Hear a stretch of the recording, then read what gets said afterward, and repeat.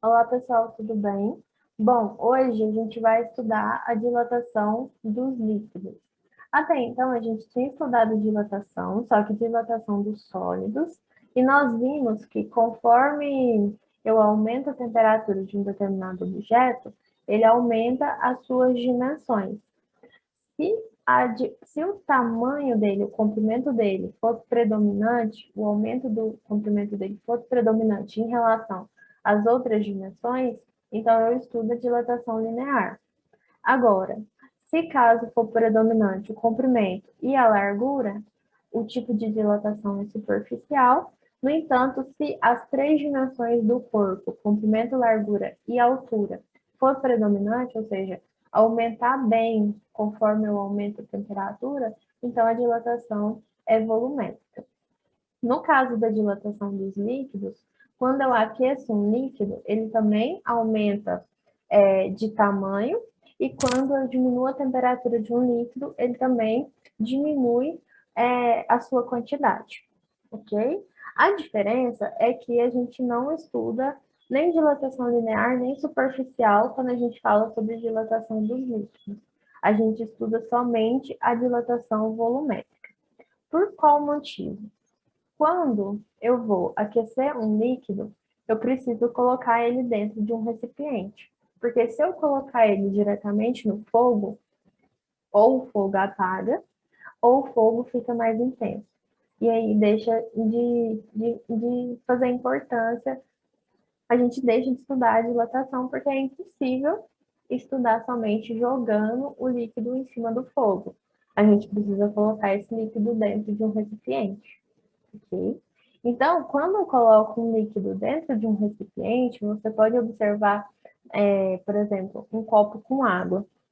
Quando eu coloco água dentro do copo, a água preenche todos os espaços vazios do copo, ou seja, a água preenche todo o volume daquele copo.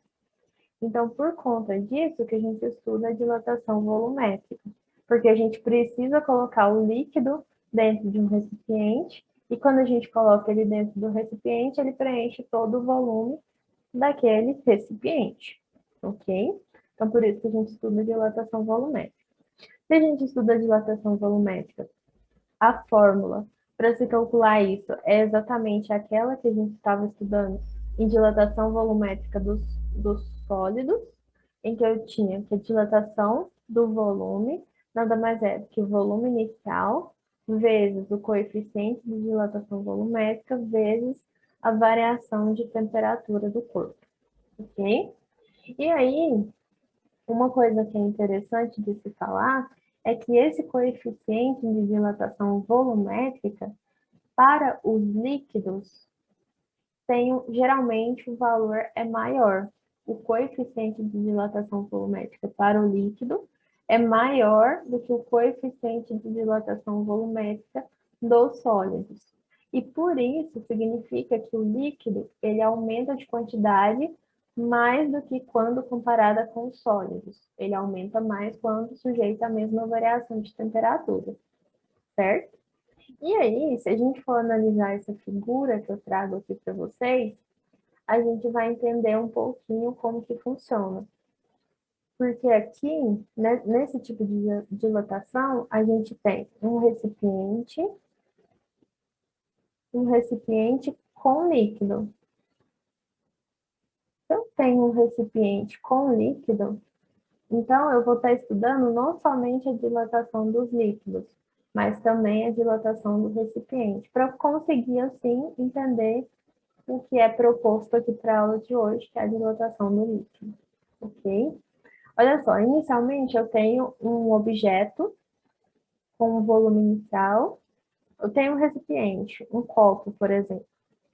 Esse copo tem um volume inicial a uma certa temperatura inicial. E dentro dele, ele está preenchido com líquido. E o líquido, ele está preenchendo totalmente o copo. De modo que se eu mexer um pouquinho esse copo, o líquido derrama no chão. Ok? Além disso, com base nisso, eu aqueço o meu conjunto, recipiente e líquido, E aí, depois de um certo tempo, em uma determinada temperatura, eu observo que aquele líquido, ele continua na borda do copo, e além disso, ele derrama um pouco em outro recipiente que está ali ao lado. Aí, se eu te pergunto, qual foi a dilatação do líquido? Provavelmente, você pode falar para mim que a dilatação do líquido é o quanto que derramou. É toda essa quantidade de líquido que está lá naquele recipiente ao lado do recipiente inicial.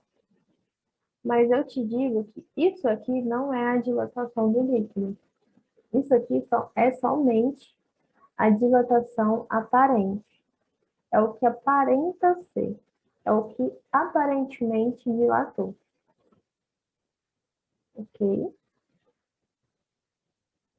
O que não é verdade. Porque quando eu aqueço o conjunto recipiente e líquido, o recipiente também dilata, ou seja, ele também aumenta as suas dimensões. Então, se eu tinha inicialmente um recipiente que ocupava, por exemplo, 200 ml, agora eu tenho um recipiente que ocupa 202 ml.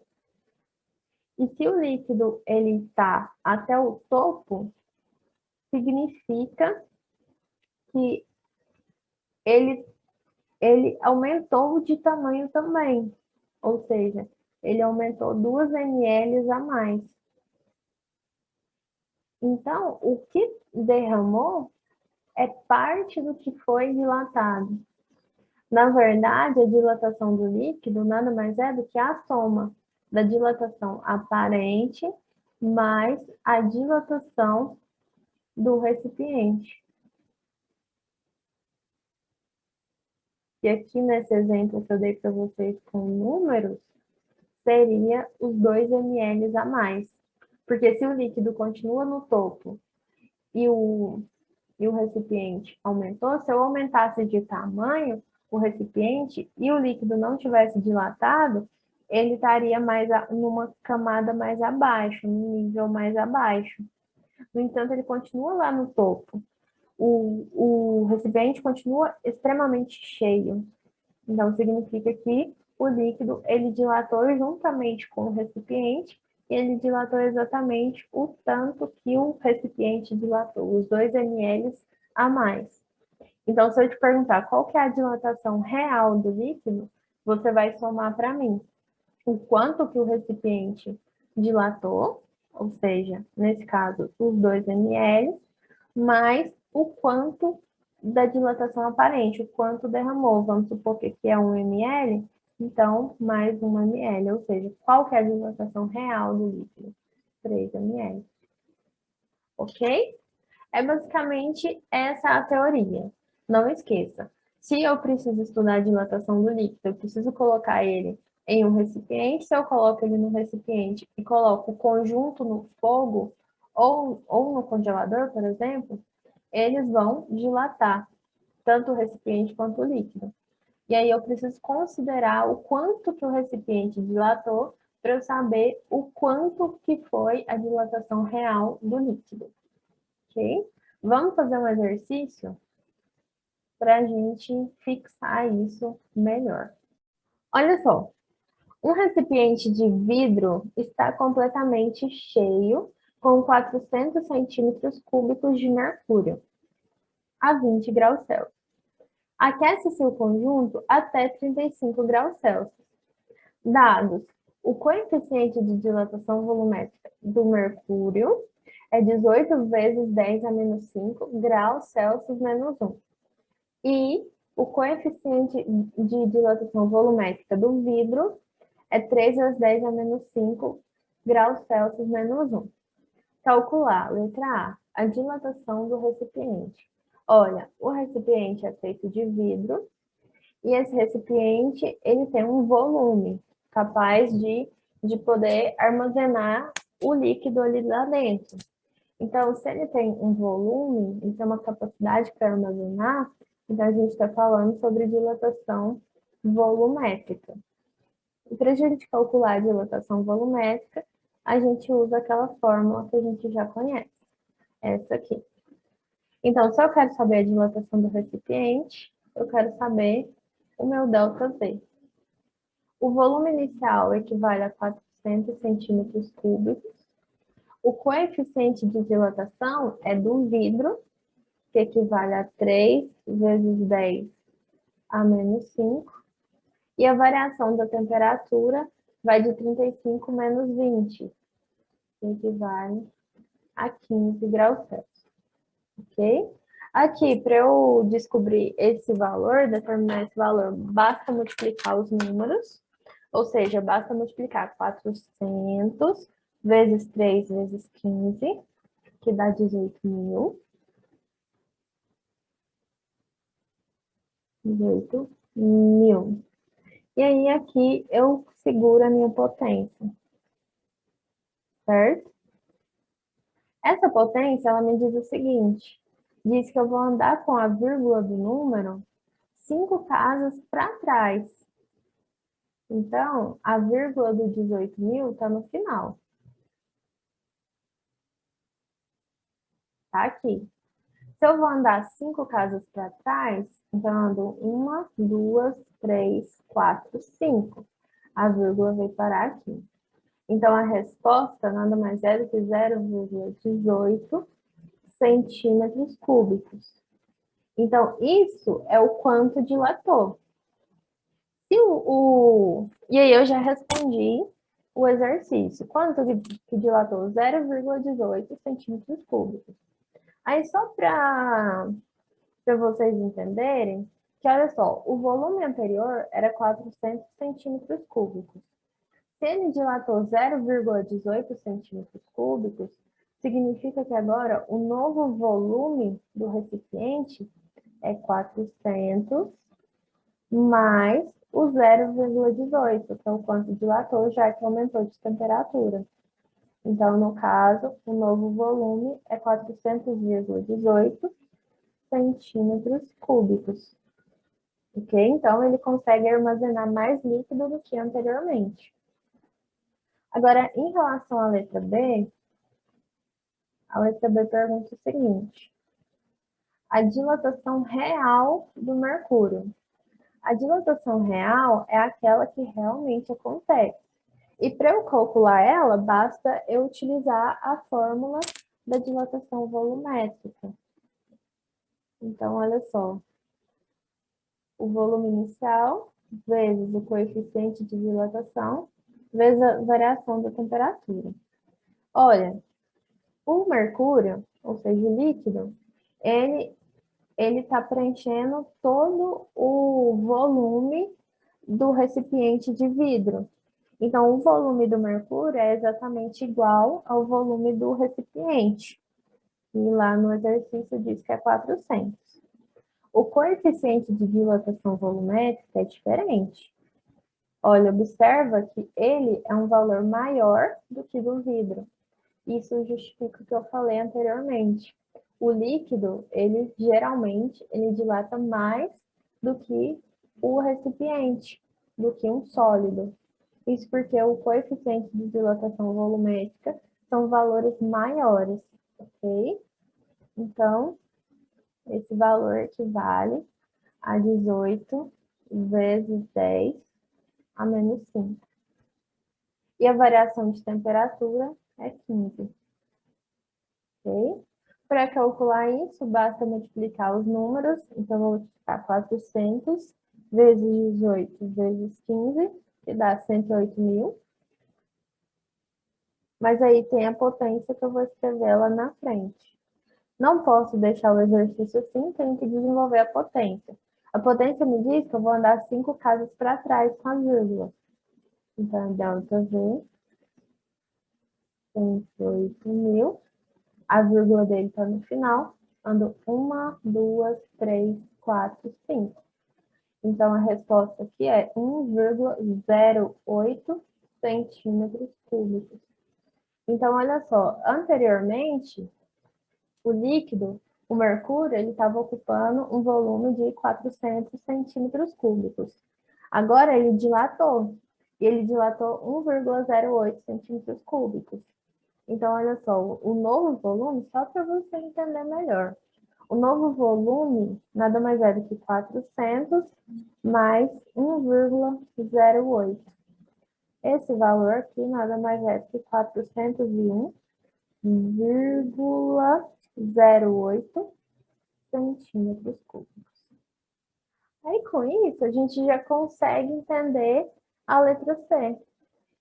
Olha só, na letra C, ele pede o volume de mercúrio extravasado, ou seja, o quanto de mercúrio que derramou. Bom, o quanto de volume que derramou vai depender do que eu tenho. Olha só o que aconteceu. O recipiente, anteriormente, cabia 400 centímetros cúbicos. Aí ele dilatou e agora cabe nele 400,18 centímetros cúbicos. Isso para o recipiente.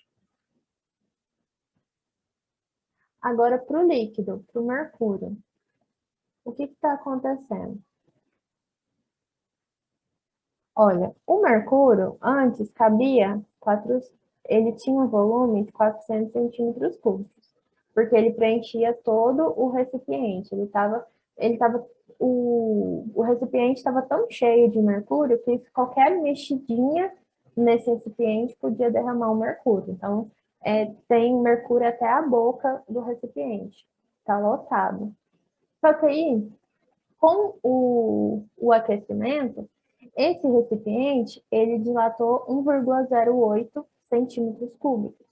Ou seja, agora eu tenho uma quantidade de, de mercúrio bem maior do que o recipiente consegue armazenar.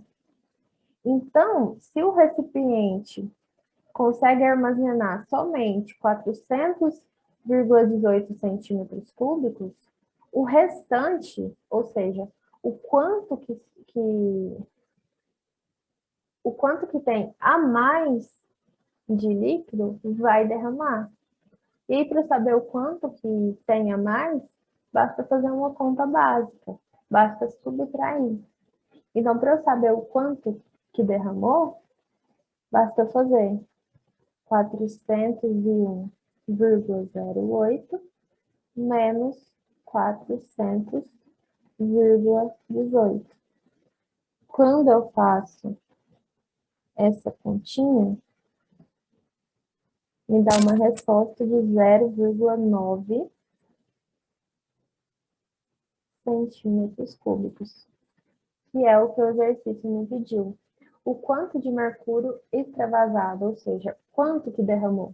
0,9 centímetros cúbicos, que é exatamente o quanto a mais que eu tenho de líquido comparado com o armazenamento do recipiente. Pensa comigo, se você coloca 220 ml em um copo que cabe somente 200 ml, 20 ml vai derramar. E é o que aconteceu aqui. No copo cabia somente 400,18 centímetros cúbicos. E eu tentei colocar 401,08. Não vai caber, vai derramar. O quanto que derramou? A diferença. Ok? Bom, é isso. Espero que tenha ficado entendido. E qualquer dúvida, estou aí, pessoal. Até mais.